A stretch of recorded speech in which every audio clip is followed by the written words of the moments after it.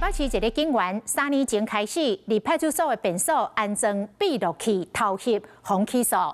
检警查扣伊硬碟，阁发现伊竟然嘛伫附近相款的便所装闭路器来偷翕。受害的人数大约60人，甚至阁有幼囡仔。检察官追加起诉，请法官甲判重刑。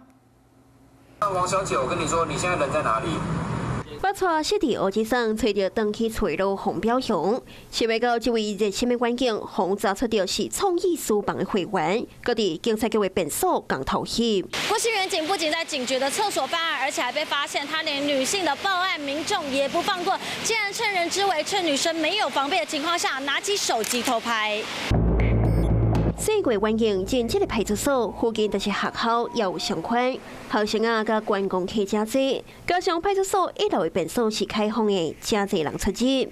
想要到四月环境，唔那伫有线便所装监控的摄影机，佮一对女警去到警察局2楼的便所共偷翕。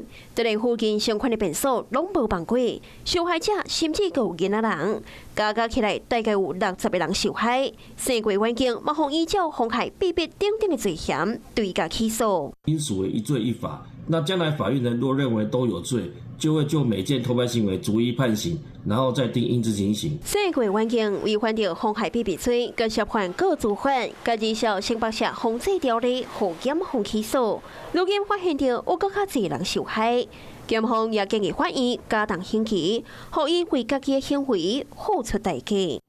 Hello， 我是谢嘉璇。想要掌握最及时的新闻资讯吗？赶快订阅、按赞、开启小铃铛，锁定华视新闻 YouTube 频道。